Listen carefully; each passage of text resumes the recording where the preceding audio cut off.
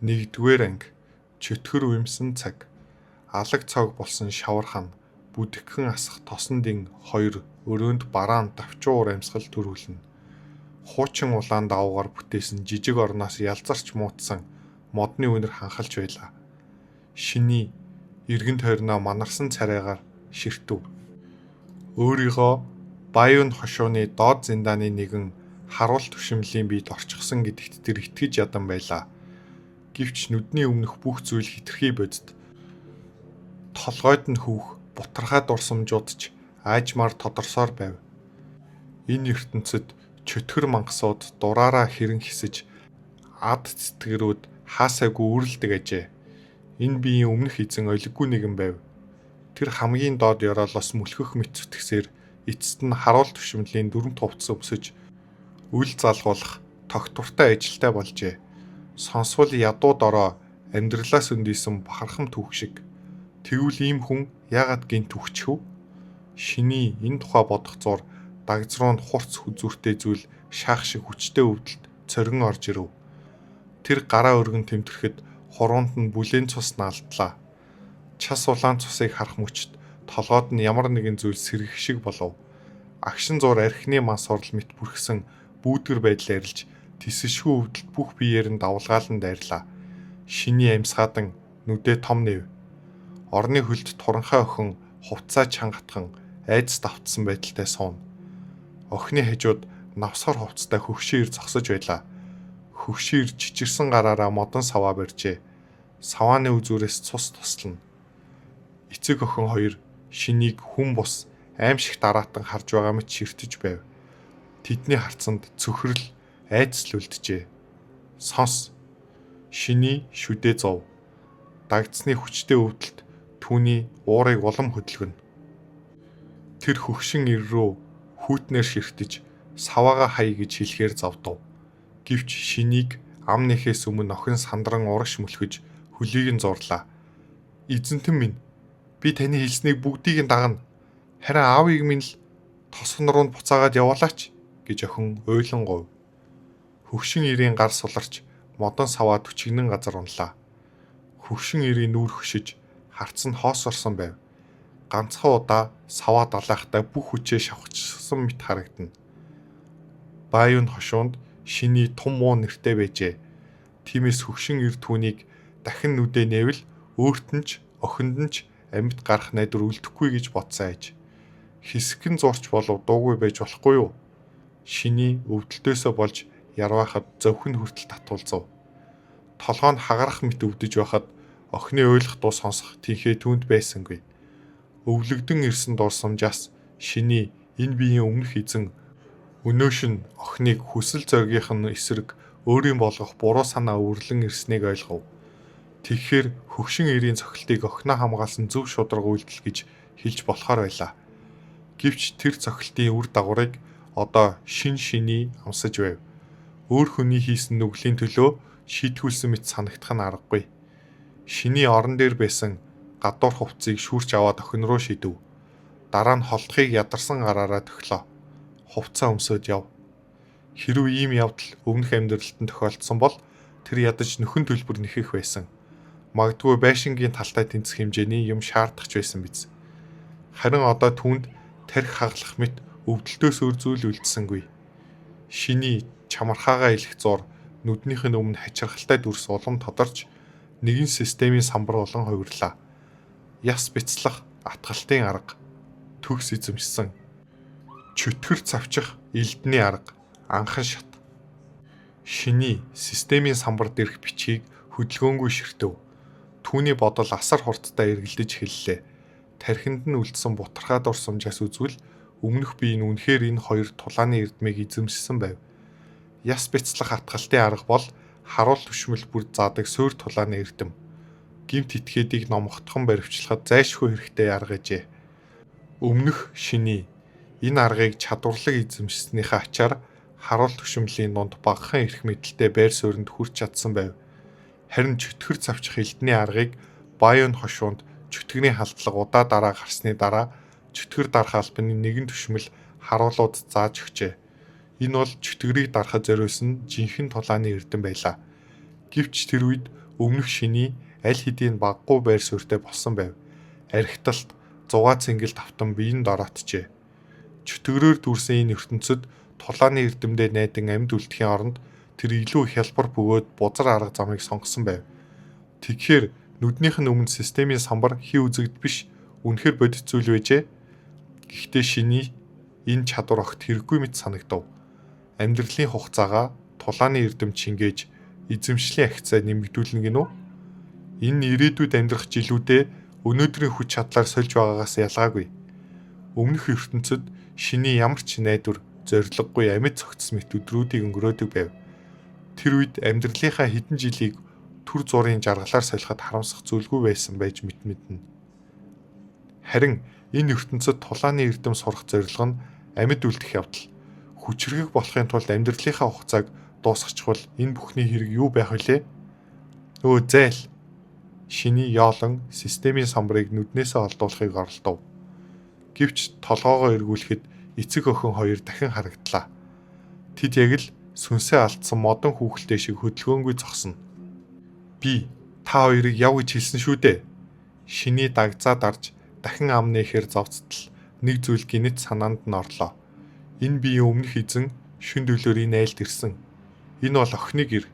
Тэгэхээр эндээс явах ёстой хүн нь өөрөө биш гэж үү? Үүнийг ойлгомогц шинийгийн дотор эвгүүрхэв. За яах вэ? Тэгвэл өөрөө явъя. Шиний нүдээ эргэлдүүлээд арайхийн босов. Дэргэд байсан элдээ шүрч аваад эмх замбраагүй хувцаа янзлагч сөхөөгүй чигээрээ хашаанаас говьн гарлаа. Өөр ертөнцид ирсэн хангалттай зовлон байтал толгоогоо хаг зохиолаад одоо гэрлүүгээ ганцаараа алхах болдог. Энэ ямар гэчийн үүлийн үрвэ? Охин эцгийнхаа гарыг чанга зурч жижигхэн биеийн чичирсээр байлаа. Шиний яагаад гинт өөрчлөгдсөнийг охин огт ойлгосонгүй. Тэр охинд хор хүргэсэнгүй. Эцгийг нь ч зодсонгүй. Харин уцаарлсан янзтай босож өөрөө гараад явчихав. Гэсэн ч охины нүдэнд тайвшрал тодорсонгүй. Шиний хашааны хаалганд ойртох мөчөд охины хүүхэн хараа айдас давтан агшлаа.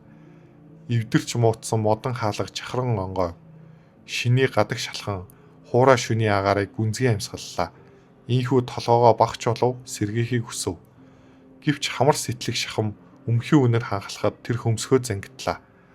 Ямар нэгэн чухал зүйл мартчихсан мэт санагдана. Дууссан уу? Одоо миний ээлж.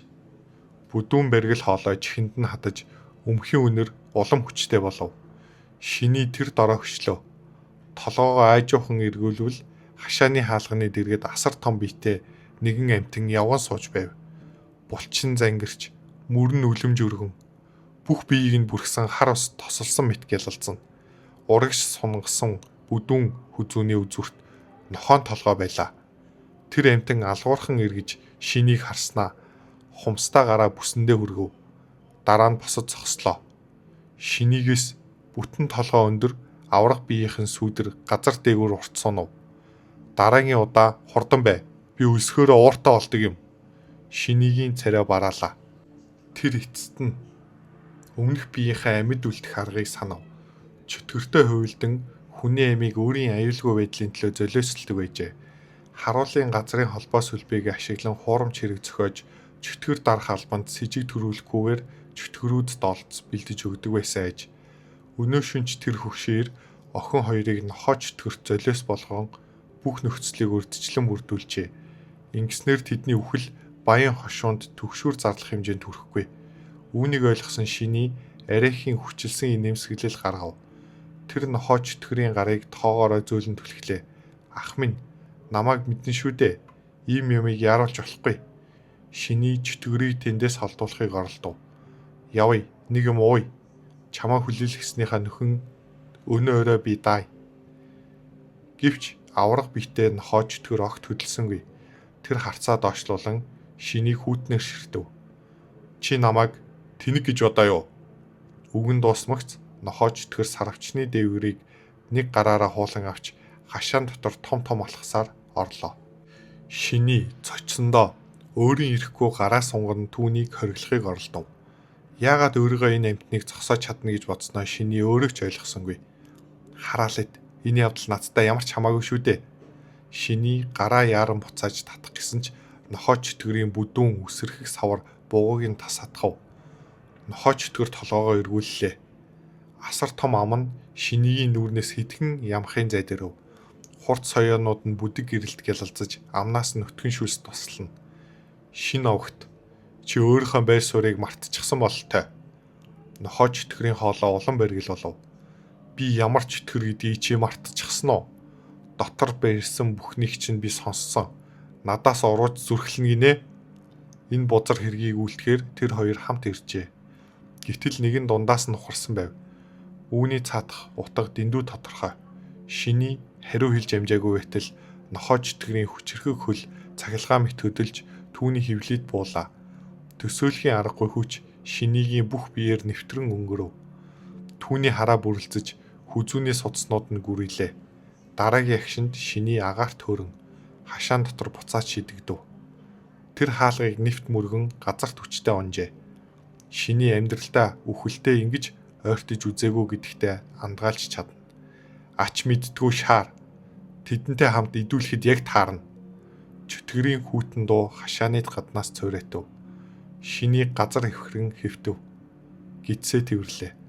Тэр чичирсээр буй эцэг охин руу арайхийн толгоогоо өргөн харлаа. Та хоёр арын хаалгаар гар гэж надад хэлж болоогүй юм уу? Хөгшин ир охин хоёр зэрэг шүлсээ зэлгэв. Тэдний нүүрэнд айц төдөөгүй төөрөгдөл тодорчээ. Чөтгөртөө нэг тал байх ёстой энэ хүн яагаад өөрөө бас зодуулан дотгош шидэгдэж орсныг тэд ойлгож чадсангүй. За тэр ч яхав. Илд. Шиний сулхан гараа өргөв. Эцэг охин хоёр айсандаа хөшсөн хэвээр. Илдийг минь авчир. Охин тэр дор ухаан орж унсан илдийг яран авч шинийд өглөө. Гэвч шиний илдээ хиний эсрэг хэрэглэх гэж байгаагаа охин төсөөлж чадсангүй. Гадаа байгаа тэр чөтгөрийн эсрэг гэж юу? Шиний аманд нь амтагдах төмөр мэт гашуун цусаа залгиад элдний бариулыг чанга хатгав. Эцэг охин хоёр түүнийг хөдөлгөөнгүй ширтэнэ. Шиний уруулаа арчингаа хүүтнэр нулимоо. Жигшүүртэй юм. Энэ үүмээ самуунтай ертөнц жигшүүртэй.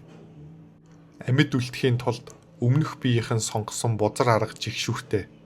Одоо өөрөө амьд гарахын тулд өмнөх шинийгийн дүр тоглох шаардлагатай болсон нь бүрч жигшүүртэй. Энэ бүхэн утгагүй санагдана. Нохой чөтгөр хашааны ханыг түлхэн нурааж тоос шороо манруулан дотгош орж ирлээ. Тэр удахгүй хооллох гэж байгаа мэт бүдүүн хилээрээ савраад олов. Шинийгийн амьсгал улам түрхсэн. Тэр бузар эрүү толгойг нь хавчин зууж хурц шүднүүд нь биеийг нь тасчин эцэст нь залхихыг төсөөллөө. Үүнийг бодох төдөд айдас нь хязгаараад авч дотор нь догшин гал болон дүрлцэв. За тэгвэл ингэж тоглохыг хүсэж байгаа юм бол тоглоё. Миний одоогийн аим санамсаргүй болцсон аим байж мэднэ. Харин чиний аим бол өөрийн чинь аим. Амаараа мөрийг тавихыг хүсэж байвал хүрээд ир. Нүдний өмнөд системийн самбар гинт тэлэн томорлоо. Шиний элдний бариулыг улам чанга хатгав. Түүний амьсгал айжмаар тогтворчиж харцанд нь гал хаслаа. За тэгье. Чөтгөр завчих элдийн арга. Амьдралын хугацааг минь шингээ. Хязгаарт нь хүртэл ахиул. Шиний өөрийг нь чиглэн ирэх нохой чөтгөрийг ширтэж уруулныхаа болонд үл мэдэг өргөв. Гуй. Баярлаа. 2 дугаар анги. 10 жил гинэ. Тэгвэл 10 жилийг ашигла. Системийн самбар дээр амьдралын хугацааг заасан тоо асар хурдтай буурч эхлэв. 34, 21, 13 эцэст нь нэг дээр зогслоо. Түүний зэрэгцээ чөтгөр завчих элдний аргын эзэмшлийн зэрэглэлч огцом дэшилж байв. Чөтгөр завчих элдний арга төгс эзэмшсэн. Шиний газар хөвцөн чигээрээ ил татгсан баруун гартаа анхаарлаа төвлөрүүлв. Амьдралын хугацаагаа алдсныхаа дараа хатаж чажсэн хөгшин болох уу? Эсвэл залуу төрхөө хэвээр нь хадгалах уу гэдгээ тэр юуны өмнө шалгахыг хүсжээ. Гарынхан арьс урдын адил толгор байлаа. Урт хуруунууд нь ч уян хатан, шаламгаа хэвээр. Үүнээс ч гайхалтай нь би энэ хөгшрөөгүйгээр үл барам төсөөлхийн аргагүй хурдаар чангарч улам хүчрэхэг болж байв. Шиний үнэхээр 33 жилийн турш арх дарс 6 цэнгэлээс татгалзан бүх амьдралаа гарандах элдэндээ зориулсан мэт. Шүн харанхуу хашаа нэг л яа зүгөө нам гүн байлаа. Нохоо чөтгөрийн асар том бие үл элэг бүхийн хаалганд ойртож ирэв. Тэр хананд тулан том толгоогоо өрөөрөө өнгөөлөө. Цайвар шарнууд нь дотор байгаа хүмүүсийг хүүтнээр нэгжин харна. Аратны өмхийн үнэр цохиулсан лив үгэн буланд улам шигдэж нүд нь эргэлдэн ухаан алдах төхөв. Шиний нуруугаа харуулan зогсож байх үед лив үгэн ядаж модон саваагаа атах зориг байсан. Харин нохоо чөтгөрийн аврах толгой нүүрэн дээр нь шахав тулж ирэхэд амин гуух ганц ч үг амнаас нь гарсангүй. Аз болоход нохоо чөтгөрийн харц удалгүй түүнээс холдож илүү зөөлөн махтай харагдах залуу охин дээр тогтов. Нохоо чөтгөр юу ч хэлсэнгүй. Зүгээр л хумстаагараа сонгоо нэг хурууга нааш ир хэмээн төглөө. Хит их айснаас охины харц хоосоржээ. Яг л утсан хүүхэлтэй шиг дуулууртайгаар нэг алхам урагшлав. Хурц хумснууд хүзүүнд нь ойртох тэр мөчт бугууг нь бүлээн алга атхан арагш татлаа. Охин чичирсээр доош харав. Газар хэвтэж байсан шиний үл элэг хөмсгөө зангитан говьсаар хөл дээрээ бослоо. Тэр хувцсандаа наалсан тоосыг гүвээд ялаа үргэх мэт энгийн өнгөөр аяархан эхлэв. Холдоод буланд очиод зогс. Хүзүүнд нь тулсан хумсны даралт чангарахад охин тэсвэр барагджээ. Шиний ямар учиргүй зүйлж яриад байгааг тэр огт ойлгосонгүй. Хэрхэн хөдлөх вүлээ? Хаашаа явах юм бэ? Нохоо чөтгөрийн уруулд муухай нэмсгэлэл тодоров. Урагч шаар минь юундаа яарна вэ? Дараагийнх нь чи. Өрөөнд байсан бүх хүний харц дор мөнгөлөг гэрэл гинэт цахилаа. Хүүтэн нүд гялбам элдний гялбаа өрөөг хөндлөн зүсв. Шиний урт илдээ ташуу барин зогсно. Элдний толгорог гадаргууд түүний ямар ч хувирлгүй царай бүдгхэн тусчээ. Хизээ үүссэн үл мэдгдэх нарийнхан цусан бүр элдний дагуу орсон. Үзүүртэн цугларч байснаа ганц тусал болон газарт онов. Түүнтэй зэрэгцэн гялалтсан хар үсээр бүрхэгдсэн бүдүүн гар хүн дээр тасран унлаа. Нохоо чөтгөрийн тарчилсан улаан өрөөг дөргөв. Тэр элдний хөдөлгөөө нэг ч олж харсангүй. Шиний хизээ элдээ сугалсныг ч мэдсэнгүй. Хумсны атгалтаас мултарсан охин булан руу говин ухарч айсандаа биеийн хураан суулаа. Нулимсаар бүрэлдсэн харцаар охин өмнө зогсох туранхай залууг гинэт урагш дайрахыг харав. Яг л догшин дайны тэнгэр мэт шиний хоёр гараа дэлгэн нохоо чөтгөрийн хүзүүний урт үснээс сатгалаа. Дараа нь хамаг хүчээрээ доош савж орхив. Дийлдшгүй хүчний дор нохоо чөтгөр дахин бохирхран уулын хилтерхий норох мэт хүн дээр газар мөрөглөө. Шиний түнд ухаан авах зав өгсөнгүй. Өвдгөөрөө нохоо чөтгөрийн толгойг газар чахаж элдний бариулыг хоёр гараараа чанга хатхан толгой дээгүүрээ өргөв. Дараагийн агшинд элдээ ихц доош хатглаа. Элд нохоо чөтгөрийн хоолойг нэвт сүлбөв. Халуун цус өриглөн өсөрч шинийгийн нүрийг бүрхлээ. Царайлаг төрхөнд нь догшин сүр нэмэгдэв. Шиний нохоо чөтгөрийн толгойг хөлөөрөө гიშгэн элдээ 50 хөдөлгөөнөөр суглан ав. Хэдийгээр тэр анх удаа чөтгөр устгаж байсан ч энэ үйлдэлийг хэдэн мянган удаа давтсан мэт биеийнхэн зөнд гүн шингэсэн байлаа. Бүх бие нь наалдамхаа цуснд будагдж өмхийн өнөр нь дотор муухаар болно. Уг нь тэр айж цочин бөөлж шахах ёстой байв. Гэвч би энэ хачин тайван хിവэр. Энэ бол чөтгөр завчих элдний арга. Энэ аргыг төгс эзэмсэн хүнд чөтгөр устгах нь идэж уухтай адил энгийн зүйл ээжээ. Шиний элдээ бүрэн суглан амьгүй болсон нохоо чөтгөрийн нүд рүү хэсэг ширтэв.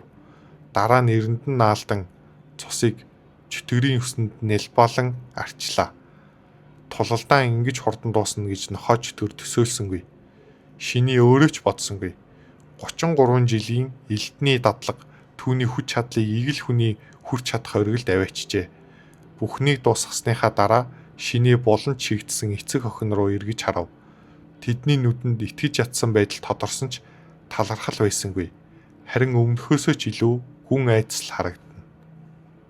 Шиний харцаа бурууллаа. Тэдний хандлага түүнд нэг их сонирн байсангүй. Эцээц тагс цагийн өмнө тэр охинд буруу санаа өөрлөн энэ айлд сүр хүчээрээ далаалгаж байсан хүн. Одоо тэр хоёрыг өөрт нь шууд итэг гэж яаж шаардах вүлээ? Тэд шиний нохоо чөтгөр хоёр олзоо булаацалтаад мууталцсан гэж бодож байгаа ч юм билүү? Шиний элдээ хуйнд нь хийж нохоо чөтгөрийн цогцыг хөлөөрөө зайлуулсныхаа дараа хашаараа алхав. Шин төвшмлээ. Та Лю овгийн охин саяхан Шинийгийн атгаж байсан бугуугаа харав. Дараа нь хэр болсон жижигхэн нүрээ өргөн болгоомжтой асуулаа. Эхлээд толгой шарахыг тань боох уу? Үүнийг сонссон Лю үгэн бараг л ухаан алдчихав. Энэ муухай охин яах гэж ийм эмзэг зүйлийг сөхнө вэ? Тэр шарах яаж үүснийг мартчихсан эргөө. Лю үгний нүдэнд одоогийн шин түшмэл нохоо чөтгөрөөс 10 дахин аимшигтай харагдаж байлаа. Шиний айжуухан зогсов. Хэсэг чимээгүй байснаа эргэж хараад "Тэгье" гэв. Өмнөх болон одоогийн амьдралаа нийлүүлээд бодсон ч Шиний сайн үйл бараг хийж үзээгүй. Одоо арай гэж нэг зөв зүйл хийсэн хойно бусад хүн үүнийг нь хэрхэн хүлээж авахыг огт тоохгүй гэвэл худал болно. Баатарлаг үйл хийсэн хүн шархтайгаа ганцаараа харина гэдэг арай л шударга бус. Охин өөрийгөө өргөн барина гэж тэр хүсээгүй. Харин ядаж хоолоогоо твтэх аяг халуун ус өгвөл болох нь тэр. Шиний ихэмсэг алхаагаар буцаж орон дээр очиод сув. Туранхай охин сандарч бодилсон ч түүний хувцас тайлхад нь туслалаа. Лю үгэн дотроо шаналж байсан ч харьцангуй цэвэрхэн давуу яаран олж Шинийгийн дагцанд наалцсан цусыг болгоомжтой арчиж эхлэв. Яг тэр үед системийн самбар дахин гарч ирлээ. Шин мэдэгдэл Шинийгийн анхаарлыг татав. Оюун ухаанд нохоо чөтгөр. Анхан шатанд хараахан хүрээгүй. Нийт наслалт 175 жил. Үлдсэн наслалт 63 жил шингээлээ. Одоогийн тулааны урлаг яс бяцлах атгалтын арга их амжилт. Чөтгөр завчих элдний арга төгс эзэмссэн. Одоогийн үлдсэн наслалт 1 жил. Чөтгөрийн наслалт 63 жил. Чөтгөрийн наслалтыг тулааны урлагч шингэн бясалгал хийхэд ашиглаж болох боловч өөрийн наслалт болгон хувирах боломжгүй. Шиний аав охин хоёроор нохоо чөтгөрийн цогцыг цэвэрлүүлээд өөрөө энэ шинэ өөрчлөлтийн талаар бодолд автав. Үннийг хэлэхэд ийм их наслалт нэг дор зарцуулсны дараах хоосон мэдрэмж үнэхээр зовоож байлаа. Өөрт нь ганцхан жилийн нас үлдсэнийг хараад Шиний удаан хугацаанд дуугүй сууснаа гинт өөрийгөө алгадаад авмаар санагдав. Чөтгөр цавчих сэлмийн арга 29 жилд л төгс төгөлдөр төвшөнд хүрчихсэн. Гэтэл тэр юундаа өнгөрч дахин 4 жилийг дэмий өрчихөв. Энэ ертөнцид нэг их хорогдох сэтгэлгүй ч гэсэн тоглоом байсан ч хэдэн жил илүү тоглохын дээр шүү дээ. Тэгэхээр чөтгөр хөнөөж байвал тэдний үлдсэн наслалтыг ашиглаад өөрийн насаа зарцуулахгүйгээр тулааны урлагаа ахиулж болно гэсэн үг үү? Оюун ухаантай ганц нохоо чөтгөр бараг 200 жил амьдардаг гэж үү? Галзуу юм аа. Шиний баг зэрэг гайхав. Гэвч дараагийн мөчөд нэг зүйл санаанд нь орлоо. Чөтгөрүүд ийм урт наслтыг юм бол эгэл хүмүүст ч насаа хорцсгох арга байдгүй гэж үү? Хэрв тийм биш байсан бол сэлэм зүүсэн түшмэд цэргүүд нь хүн биш нохоо байх байсан биз. За яах вэ? Одоо үүнийг бодоод нэмэргүй. Түрүүн чөтгөр хөнөөх сэлмийн аргыг ахиулж байхад ямар нэгэн шинэ ахиц гарсан гэж байсан да. Гартаа 63 жилийн чөтгөрийн наслалттай болсон Шиний гинэтхэн нэг шөнийн дотор баяжчихсан мэт санагдав. Эхлээд 10 жил туршаад үзвэл ямар вэ? 3 дугаар анги. Чөтгөр дарах ариун ян элд. Шиний чөтгөр завчих элдний аргыг яавч энгийн нэгэн тулааны эрдэм биш гэж үргэлж боддог байв. Энэ бие өмнөх эзэн яс бяцлах атгалтын аргыг ердөө 3-5 жил дотор эзэмссэн. Харин энэ элдний аргад бүх анхаарлаа төвлөрүүлэн бясалгасан ч бага амжилтын төвшөнд хүрэхэд бүтэн 8 жил зарцуулжээ. 33 жил өнгөрсний дараа л төгс эзэмшилд хүрч тэгэхдээ шинэ ухаарлын бүдгхэн очийг арайхийн мэдэрсэн байв. Хэрв тэрхүү ухаарлыг бүрэн хатгаж чадвал эгэл тулааны эрдмээс хавгүй давсан үр дүн гарах нь гарцаагүй. Энэ бодол төрмөгц Шиний чөтгөрийн амьдралын хугацаанаасаа 10 жилийг чөтгөр завчих элдний аргад шингээлээ. Та хэдийн төгс эзэмсэн чөтгөр завчих элдний аргаа үргэлжлүүлэн боловсруулав. 10 жил нүд ирмхийн зур өнгөрч тэрхүү ухаарлын оч улам тодорхой болов. Харамсалтай нь таны авьяас дунд зэрэг тул түүнийг бүрэн хатгаж чадсангүй. Ингээд л болоо юу? Шиний цээж давчдах шиг болов. Бүтэн 10 жил шүү дээ. Бусад бүхнийг орхиж ганц зүйлд бүх сэтгэлээ зориулсан 10 жил.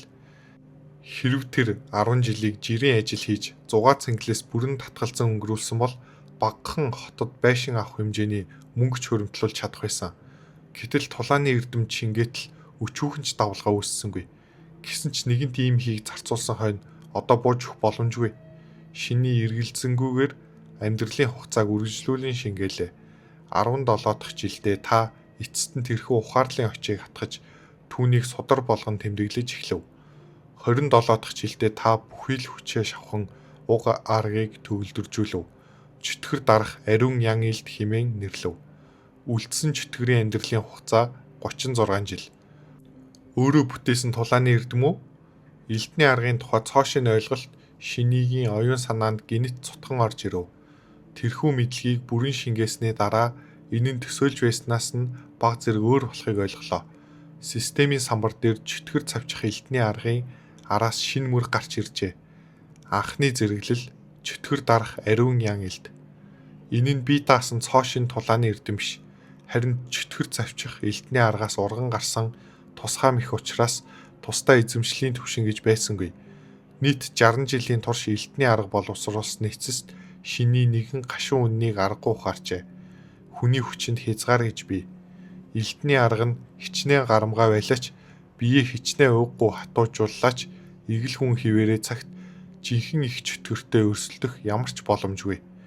Тиймээс тэр бие доторх шимт чанарыг хөдөлгөн түүнийг эрчим болгон цэвэршүүлж дараа нь ил дээрээ тэрхүү эрчмийг удирдах аргыг бодож олжээ. Анхны зэрэглэл шиний шин техник өмнөх тодтголыг ширтв. Энэ нэршлиг хамгийн сүүлд нохоо чөтгөрийг устгасны дараах системийн мэдээлэлээс харсан. Оюун ухаанд нохоо чөтгөр анхны зэрэглэлд хараахан хүрээгүй. Тэгэхээр чөтгөр дарах ариун яайлд аль хэдийн тодорхой нэгэн хүчний зэрэглэлийн босгыг шүргсэн гэсэн үг. Хэрэв би чөтгөр цавчих элдний аргыг үргэлжлүүлэн боловсруулбал ганц техник биш, анхны зэрэглэлийн бүрэн бүтэн тулааны эрдэм бүтээж чадах юм шүү. Шиний системийн самбарыг хаахад нүдэнд нь догтлолын гэрэл гэлсхийв. Гэвч удалгүй үлдсэн чөтгөрийн амьдралын хугацаагаа бүгдийг нь шингээх хүслээр хүчээр дарлаа. Ямар ч суургүйгээр тулааны эрдэм шинээр бүтээх нь үнэхээр үр ашиг муутай байв. Ижил хэмжээний чөтгөрийн амьдралын хугацааг аль хэдийн бэлэн болсон тулааны эрдэм шингээвэл хавьгүй үр дүн гарна. Өмнө чөтгөр дарах албаны түшмэл тулааны эрдэм дамжуулахаар эрэхтэй ганцхан судар авчираагүй шиний санав. Хошууны захиргаанд багахан эрх мэдэлтэй түүний хувьд тэдгээрийг гартаа оруулах нь тийм ч хэцүү хэрэг биш. Одоохондоо амрая.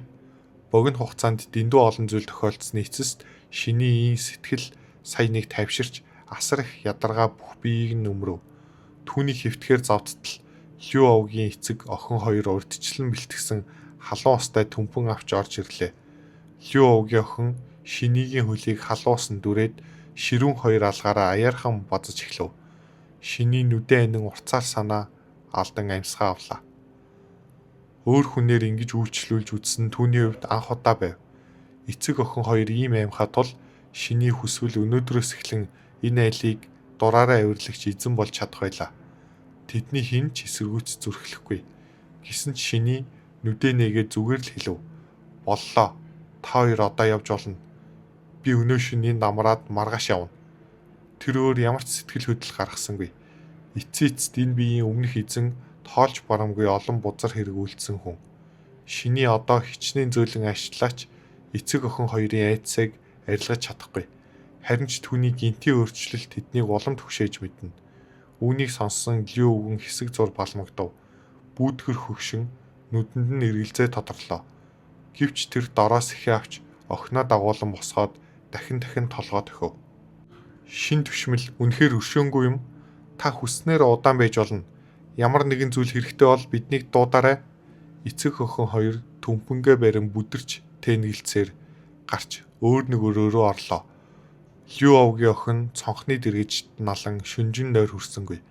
Нүдэ аних бүрд шиний түшмэлийн урдын сүрдмээр инээмсэглэл харагдана. Нүдэ нэхэд хашаан твтэх нохоо чөтгөрийн амьгүй зөкс үзэгдэнэ. Ийхүү үүр цайтал сэрүүн суусны эцэст зөвхөн хүндэрч нойрондоо дийлдэх шахаж байтал гадаар нэгэн бараа хөдөлж байгаа гинц анзаарлаа. Хар өнгийн түшмэлийн хувцас өмссөн залуу байв. Өндөр цэх бие нь сүрлэг харагдаж бэлхүүсэндээ илд зүүжээ. Тэр чимээгүйхэн хашаанаас гарлаа. Гарахынхаа өмнө нохоо чөтгөрийн эвдэлсэн хаалгыг өргөн босгож хүүтийн салхийг багч болов хааж өгөв. Аава, шин түшмэл явчихлаа. Юу? Явчихсан уу?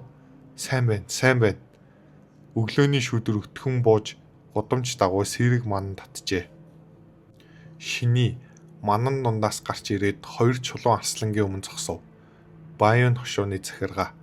Тэр тассан хөдөлгөөнөөр айжуу хаалгаар орж жижүүрийн өрөөг зорилоо. Баян хошуу эрүүгийн хилцэд 7, 8 багтай. Шиний тэдгээрийн нэгийг ахалдаг жижиг дарга бөгөөд доороо 8 харуул түшмэл өдөртнө. Түүний шууд захирагч нь эрүүгийн хилцээний дарга Сүн Чампэн. Чиний ширээнийхээ ард суугаад дээр нь овоолсон хэргийн бүртгэлүүдийг хайхрамжгүй эргүүлв. Гэвч хэсэг үзсний дараа юу ч ойлгосонгүй. Энийн түүний боловсрал таарахныг харуулаад зогсохгүй өмнөх шиний албан үүргээ хэр их үл тоодог байсныг батлана. Их цайн улс олон жилийн турш чөтгөрийн гамшигт нэрвэгдэж иржээ. Хэдийгээр чөтгөр дарах алба байгуулагдсан ч хүн хүч нь хизээч хүрэлцдэггүй байв. Тиймээс чөтгөртэй холбоотой хэрэгүүдийг хөвчлэн тухайн нутгийн захиргаа өөрсдөө шийдвэрлэнэ. Харин нөхцөл байдал бүрэн хяналтаас гарсан үед л чөтгөр дарах алба оролцож тухайн нутгийн эрхийг гартаа аван чөтгөрүүдийг өргөн хүрээгээр цэвэрлэх ажилдаа явуулдаг. Тэр үед хошууны захиргааны түшмэл бүгд албан тушаалаас огцорж тухайн нутгийг удирдах эрхээ бүрэн алдна. Өмнөх шиний арга зайлтай ухаанаараа яг энэ нөхцөл байдлаас боломж олж харжээ. Чөтгөрүүдтэй тохиролцож чаддаг байсныхаа ачаар тэр баян хошууг өнгөн дээрээ 50 хэвээр байлгаж дэд тушаалтнуудынхаа итгэлийг олсон. Үүний зэрэгцээ доорх хүмүүсээ чөтгөрүүдтэй амь өрсөн тулалдаанд оруулахгүй байж хохирлыг багасгахын тулд тэдний дунд нэр хүндтэй олжээ. Тэр бүхнийг ийм овжин зохицуулснаар олон жилийн турш Сүн Чампаны судлыг заламжлах байр суурь чимээгүй хүн бэхжүүлсэн байв. Мэдээж хүн бүр түүнд итгэж хүлээн зөвшөөрсөнгүй. Шиний хоосон жижүүрийн өрөөг тойруулан харснаа. Ширээн доогоор хөглөрөх архивын ваарнуудын дээр харцаа тогтов. Тэр нэгийг нь аваад хэсэг чимээг олов. Яг тэр мөчөд туранхай залуу яран гүйж орч ирлээ. Сандал дээр суух шинийг харахад залуугийн нүдэнд эхлээд үл тоосон өнгө гялсхийв. Гэвч тэр дотроо царайгаа төв болгож малгайгаа тайлахад цэвэрхэн төрхтэй нүрэл гарлаа. Доод түшмэл шин түшмэл барахалхаж байна. Залууг Чинжи гэдэг. Тэр жижүүрийн өрөөний хамгийн залуу харуул түшмэл боловч нэр хүнд нь баггүй. Учир нь Чинжи тулааны эрдмийн ер бусын авьяастай бөгөөд чөтгөр дарах албаны нэгэн түшмлээс хүртэл магтаал сонсч байжээ. Харамсалтай залуу насны омголон зангаас авалж чөтгөрүүдтэй хідэнтэй тулдан ялагджээ. Дэд тушаалтнууд нь түүнийг хатуу зэмсний эцэст сургаж хүмүүжүүлэхээр шинийгийн удирдлагад шилжүүлсэн байв. Чинжи эцэг ихээ эрт алдсан. Түүнээс хойш баг дүүгээ асран баян хошуунд хамт амьдарч иржээ. Харин өмнөх шиний хүүхэмсэг олиггүй нэгэн байв. Үүнээс болж шиний Чинжи хоёр ил далд олон удаа зөрчилдсөн. Эцэст нь тун хэврэг тохиролцоонд хүрчээ. Чинжи тушаалыг нь дуулууртаа дагна. Харин шиний түүний дүүд гар хүрэхгүй. Хаа очиж ирсэн даруйдал үхэл рүү хөтлөх замаар алхачихсан юм шиг санагдах юм да. Чиний эрүүгээ гараараа тулан бодол тавтнав. Чинжи нам гүмийг эвдэн амны хүртэл тэр юу ч хэлсэнгүй. Шин түшмлээ. Доод хүн сая Люлю сүмийн тосгоноос буцаж ирлээ. Тосгонд хэрэг гарчээ. Чинжи дээд тушаалтныхаа өмнөх тушаалыг санан хэсэг эргэлдсэн ч удалгүй яран тайлбарлав. Та одоохондоо хотын гаднах хэрэгт оролцохгүй байхыг тушаасан. Гэхдээ энэ удаагийн чөтгөр дүрм зөрчиж шууд тосгонд үргэлжчихсэн байна. Тэр ярих тусам улам хурдж байв. Шиний дундуур нь таслах вэ гэж айж байгаа мэт. Ийм зүйл өмнө олонтой тохиолдож байсан бололтой. Шин түшмэл өөрийн биеэр очиж ярилцсан тохиролцсон уу гэж хүсэж байна. Тохиролцсон гэдэг үгийг хэлэх үед Чинжигийн нүдэнд ичсэн өнгө гялсхийв. Гэсэн ч тэр хүндэтгэлтэй өнгөө хэвээр хадгаллаа. Дээд тушаалтнаа хилэгнүүлж зүрхлүүлсэнгүй. Эцсийн эцэст өмнөх шиний ийм хэргийг хөвчлэн үл тоож огт санаа тавьдаггүй байжээ. Түүнийг хөдлөхийг тулд эхлээд IEV-г нь олж сайн үг хэлэх шаардлагатай. Өнгөрсөн удаа чөтгөр дарах албаны түшмэл 3 тулааны эрдмийн судар авчирсан санагдах юм. Чи тэдгэрийг зээлж авсан биз дээ? Шиний суудлаасаа босож жижүүрийн өрөөний хаалга руу алхахдаа залхуутай сонив. Юу? Чинжи балмагдан хоцорлоо. Шин түшмэл саяхан ярьсан үгнээс нь ганц их сонсоогүй хэрэггүй. Надад аваад ир. Шиний гараа сунгав. Чинжи гүнзгий амьсгаа аваад ширээ рүүгээ алхлаа. Тэр доороос маш сайн хадгалсан 3 судар гаргаж ирэв. Судруудыг хатгасан гар нь үл элэг чичирч байлаа. Чинжи уцтал хөдөлсөнгүй. Эцэст нь аргагүй ихэнд судруудаа дурамчхан гардуулав. Шинийгийн урдын зам бодвол чөтгөр дарах эдгээр үнэт судруудыг ширээ ивэхэд ашиглах юм уу? Эсвэл танил хүүхэндээ сонин бэлэг болгож өгч мэднэ. Өөрөө нээж уншина гэж лав байхгүй. Шиний 3 судрыг аваад яаралгүй алхасаар хаалганаас гарлаа. Чинжи байрандаа мэлэрэн зогсов. Элднийхээ бариулыг хатгасаар гар нь улам чангарчээ. Шин түшмэл хотын гаднах хүмүүсийг амийг үнэхээр өчүүхэнч тоохгүй байгаа хэрэггүй. Яг тэр мөчөд нэгэн толгой хаалганы цаанаас буцаж өнгөв. Шиний эргэж иржээ. Тэр Чинжиг гайхсан харцаар ширтв. Юунда зогсоод байгаа юм? Замчил. 4-р анги. Суурь тулааны эрдэмүүдийг төгс эзэмшсэн нь хоёр хөгшин илжиг нэг нэгнийхээ араас тогтуухан алхасаар удалгүй хошууны төвийг ардаа орхив. Чинжи царайгаа төв болгож толгоо удаалган алхана. Шиний үнэхээр хотоос гарахыг зөвшөөрнө гэж тэр төсөөлөөгүй. Тэр тусмаа өөрийг нь авч явна гэж бүрч бодсонгүй. Уг нь энэ сайн хэрэг байх ёстой. Гэтэл Чинжи арагш хялмсхийн харан шин түшмэл илжигэн дээр суучихсан гар дахь тулааны эрдмийн судрыг их сонирхон эргүүлж байлаа. Өмнө чөтгөртэй уулзах болгондоо Шиний Чинжи мэтийн хүмүүсээр сайн арх мах бэлдүүлээд үүнийгээ ёс чодог хэмээн нэрлэдэг байв. Чинжи ийм үйлдэлийг үргэлж хичдэг байсан. Гэтэл өнөөдөр юу ч барилгүй очиж байгаадаа өөрөө ирэхгүй баг зэрэг түгшжээ. Хэрв тэр хоёр чөтгөрийг зохицуулж чадахгүй бол Люлюсүмийн тосгоны хэдэн зуун тариачин тун удалгүй бүгд идүүлж дуусна. Юунда ахин дахин эргээд байгаа юм. Шиний судрыг гүйлгэн уншиж дуусаад хаанга хайхрамжгүй хэлв.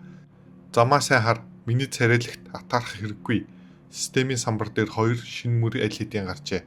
Үл хаглах урт нударгын арга хараахан эзэмшээгүй. Сүнсэн могоо 8 алхам хараахан эзэмшээгүй. Нэг нь нударганы эрдэм, нөгөө нь хөдөлгөөний эрдэм. Үүн дээр өмнө олж авсан чөтгөр цавчих элдний арга нэмэгдэнэ. Эдгээр нь бусад чөтгөр дарах албаны түвшмдийн дамжуулан заасан тухайн тулааны эрдэмүүд байв. Шиний энэ гурыг бүгдийг нь эзэмшиж чадвал бага чөтгөрүүдтэй туллах чадвартай болно. Тэр өчүүхэн чиргэлзээгүйгээр үлдсэн чөтгөрийн амьдралын хугацаагаа одоогоор хамгийн их дутагдж буй хөдөлгөөний эрдэмдээ шингээлээ. Эцсийн эцэст элд нь хичнээн хурц байлаач дайснаа гүйцэж очиж чадахгүй бол ямар ч хэрэгтэй вүлээ. Таны тулааны эрдэм суурь бат бүх бие махбод хүчрэхэг тул ердөө 1 жилийн дотор сүнсэн могоо 8 алхмыг эзэмшив. 3 дугаар жил таны хөдөлгөөн улам баригдшгүй болж сүнсэн могоо 8 алхам бага амжилтанд хүрв. 6 дугаар жил сүнсэн могоо 8 алхам таны биеийн зүм мэт болж их амжилтанд хүрв. 11 дугаар жил таны хөдөлгөөн сүнс мэт баригдшгүй дайралт нь нүдэнд үл өртөх болж сүнсэн могоо 8 алхам төгс эзэмшилт хүрв. Чөтгөрөөс шингээсэн амьдралын үлдсэн хугацаа 25 жил. Шиний бие төхөөрчлөлтийг мэдрээд өөрөө ирэхгүй гайхав. Амьдралын хугацааг тулааны эрдэмж шингээх үед түүний одоогийн биеийн нөхцөл суурийг хүртэл тооцдог гэжээ. Яг л элдний эрдэмд олон жил гүнзгэрсэн хөгшин тулаач өөр төрлийн тулааны эрдэм сурахад эгэл хүнээс хурдан ахихтай адил. Шиний элжин дээр суух байрлалаа өөрийн мэдлгүй баг зэрэг өөрчлөв. Би энэ өмнөхөөсөө илт хөнгөн болжээ. Яг одоо газар хөл тавьбал ганц алхмаар хэдэн метр хол харьяаж чадах мэт санагдана. Харамсалтай туршиж үзэх боломж одоохондоо байсангүй. Шиний бодлоо төвлөрүүлээд үлдсэн чөтгөрүүдийн амьдралын хугацааг үл хаглах урт нударганы арга шингээлээ. Тулааны эрдэм боловсруулангаа анхны зэрэглийн талаар ямар нэгэн шинэ ухаарлаг олно гэж найдсан хэрэг. Гэвч энэ удаагийн үр дүн түүнийг баг зэрэг гонсоолгов. Та нударгын эрдэм төдийлөн авьяастай биш ч 18 жил бясалгалынхаа дараа нударгатай аянга мэт бууж алгаараа чулуу хаглах хэмжээнд хүрв. Үйл хаглах урт нударгын арга төгс эзэмшил түрв. 20 дугаар жил танд ямар ч шин ахиц гарсангүй. Цаг хугацаагаа дэмий үрж байгаа мэт төрөгдөл төрж эхлэв. 23 дугаар жил та өөртөө эргэлзэж эхлэв. Энэ нударгын эрдэм аль хэдийн өөрийн дээд хязгаар хүрсэн мэт санагдана. 25 дугаар жил олон жилийн тунгаан бодсны эцэст нудраг алганы эрдмийн талаар ойлголттой улам гүнзгэрч энэ чиглэлийн авьяастай нь дээшлэв. Чөтгөрийн амьдралын хугацаагаа бүгдийг нь зарцуулсны дараа олсон үр дүн системийн самбар дээр бүрэн тодорлоо. Үйл хаглах урт нударгын арга төгс эзэмшил, сүнсэн могоо 8 алхам төгс эзэмшил, нудраг алганы авьяас нудраг болон алганы тулааны эрдэм сурахад шаардлагатай хугацааг багасгаж шинэ ухаалал олох магадлалыг нэмэгдүүлнэ. 2 тулааны эрдмийг төгс эзэмшилт хүргэснээс дараа шиний авиастай төстэй шинэ чадвар олжээ. Гэвч түүний хамгийн их хүссэн анхны зэрэглэл нь тухайн ямар ч мэдээлэл гарсангүй. Шиний харцаа үйл ялэг өргөв. Нэрээ чөтгөр дарах албаны хүмүүс манай хошуунд шалгалтаар ирэх хугацаа ойртсон биз дээ. Үүнийг сонсон Чинжи замаа анхааран явж байснаа гинт тгшөв. Нүдэнд нь төвхтөө өнгөлс хийсэн чи эргэж харсангүй. Тийм ээ, шин төвшмлээ. Ойролцоогоор 1 сарын дараа ирэх ёстой. Шиний юу хэлэх гээд байгааг Чинжи маш сайн ойлгож байв. Баян хошууны захиргаа дээрээс доошоо ялзарсан. Одоо хамгийн чухал зүйл нь чөтгөр дарах албаны шалгалтыг ямар нэгэн аргаар давж гарах. Хошуу амгалан тайван ард иргэд аж төрөн сууж байгаа мэт дүр зураг үзүүлэх хэрэгтэй. Хэрв ямар нэгэн асуудал илэрвэл захиргааны хүмүүсийн дор хаяж талан толгоо гаалтна. Харин тэдний дундаас хамгийн залуу, хамгийн царайлаг толгой нь гарцаагүй шин төвшмлийнх байх үз. Өнөөдөр шиний яагаад ингэтлээ хачаа ашигласны учир энэ байж. Тэр энэ мөчийг хүлээж байсан хэрэг. Хэрв баян хошуундны захиргаанд чөтгөр дарах албаны хүмүүсийг үнэхээр ирээсэй гэж хүсдэг ганц хүн байдаг бол тэр нь Чинжи. Тэр чин сэтгэлээсээ хааны ордон шинийг цаазлаасаа гэж хүсдэг байв.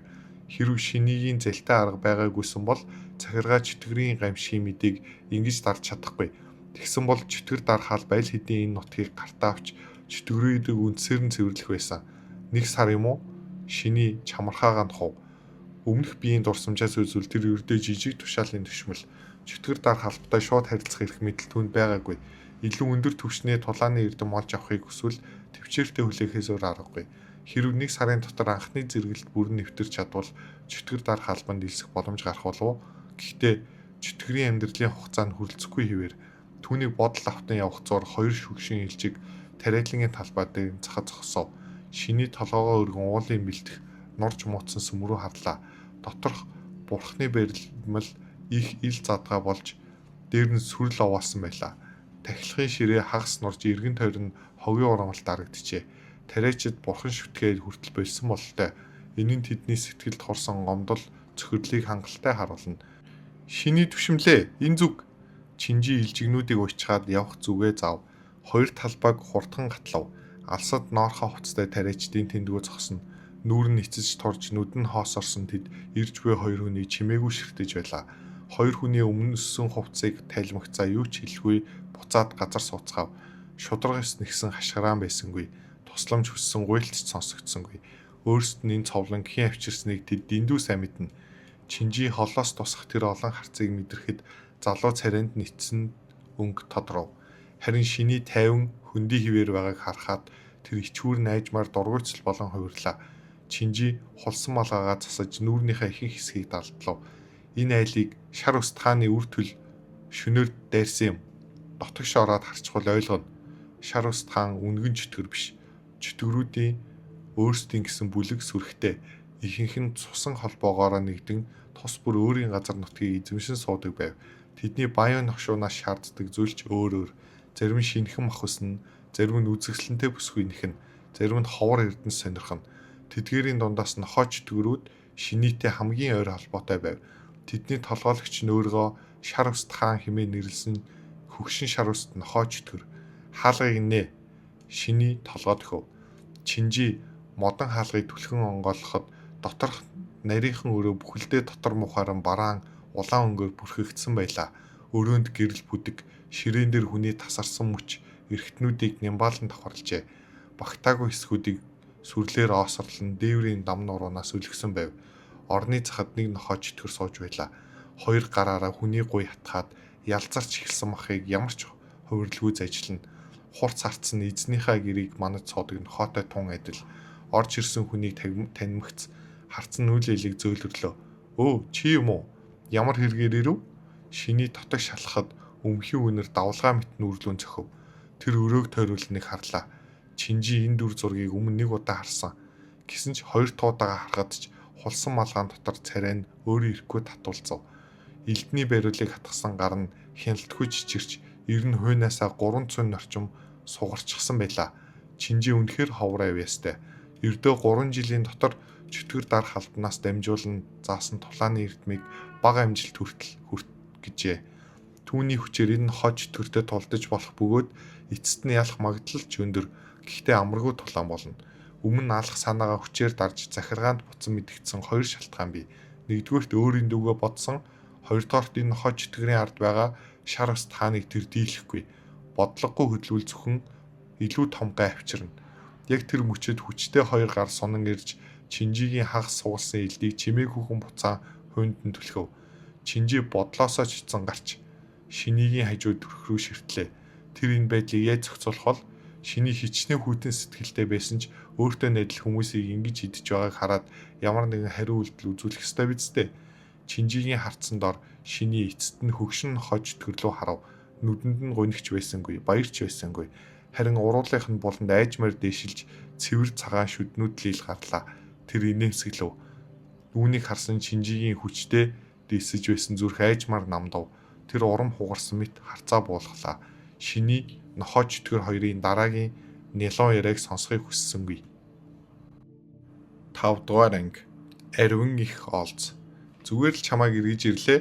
Шиний аяархан инээмсэглэн ураг шалхав. Хуан хаа ягаад гин туулнаас бууж ирв? Урдчилж нэг мэдэгдэж болохгүй байсан юм уу? Хуан л юу жажилж байсан бахаа зогсоогоод хэсэг чимээг болов. Дараа нь биеэ үл ялэг хажууд шөдлгөн орны цаадах дүр зураг ил гарлаа. Тэнд арай туранхай өөр нэг нохооч төрхтөж зөөлөн дотор эрэхтэн хэсгийг баг багаар мэрж байв.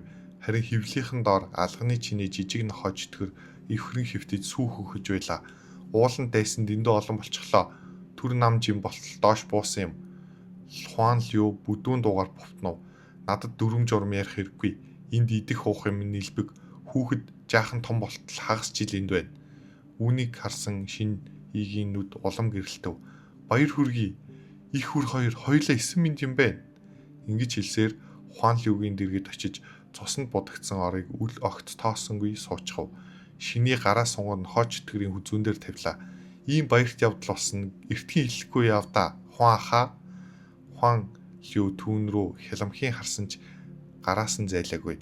Хит татнасоо тэргүй. Өнөөдөр танаа хошооны захирагч өөрөө ирсэн ч би явахгүй. Мэдээж. Шиний инээмсэглэв. Хар цагаан нь ялгарсан тунгалаг нүд нь улам гэрэлтэн. Үүнийг сонсоод Хуан Лүгийн нүрэнд сая нэг үл элэг инээмсэглэл тодорлоо. Тэр Шиний рүү эргэн харж ам нээж гэж байснаа хүүхэн хараанд гин тагшлаа. Дотноор мөрлсөн мэт харагдах тэр байрлалын дор хүүтэн ган ир аль хэдийн цээжийг нэвтэлжээ. Хачин чимээг сонссон Чинжи гинэт толгоо өргөж цочсондоо бүх биеийн чичирлээ. Нүдэндээ харагдаж үе зүйлээ тэр итгэж чадсангүй. Шиний Хуан Лүг тэрсэн хിവэр царайн туйлын тайван байв. Зочин хүн зочин шүү дээ. Би чамайг яаж хөөнө гэж үгээ хэлж дуусмагч өөр нэг ир нохоо чөтгөрийн зүрх рүү дахин шигдлээ. Цус хоёр бие цацагдж өрөөний бүдэг бараан улаан өнгийг улам тодорхойлно. Тиймээс Шинийгийн хоолой улам намуухан болов. Эндээ үрдүлт дахиж битгий яв. Түт үг бүртэн зэрэгцэн илд хайр найргүй дахин нэвт орж хүдэр биеийг танигдахын аргагүй болгож байлаа. Хуан Лү хамгийн хүчээрээ тэмцэв. Гэвч хичнээн хүч гаргасан ч шавар хөр далаад живэх мэт Шинийгийн гараас мултарч чадсангүй. Гаднаас нь харуул Хуан Лү номхон суусаар өөрийн биеийг илдээр нэвт сүлбүүлэхийг чимээгүй хүлээн авч байгаа мэт. Нилээд удасны дараа Шиний саяны гараас суллав. Амьгүй болсон хож тэр газарт хүн дээр унахыг тэр хүүтнэр ширтэв. Дараа нь толгоогоо өргөлөө. Чи ихлээд гадагш гарах. Чинжигийн би мод мэт хөшиж толгоо нь бүрэн бодилсан байлаа. Шинийгийн харцтай талхарахад тэр өөрөө ирэхгүй чичрээд эргэн өрөөнөөс гарав. Гарахынхаа өмнө дахин нэг удаа тэсэлгүй эргэж харлаа. Шиний орны захад сууж Хуан Лүгийн биеэс ган илдээ айжуухан сугалж байв. Дараа нь айц дүүрнүүдтэй орны дээрх им нохоо чөтгөрлөө харлаа. Түүний аманд байсан дотор эрхтний хэсгийг авч тавиад намуухан хэлв. Бэрхчээ.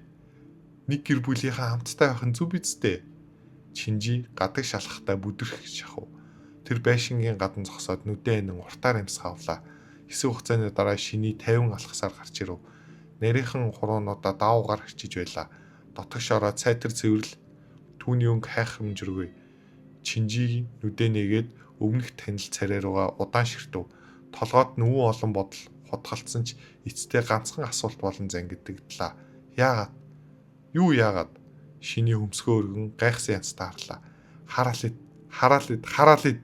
Чинжи шүдээ 100 нүдээ том нээлээ. Яагаад гинт дайрсан юм?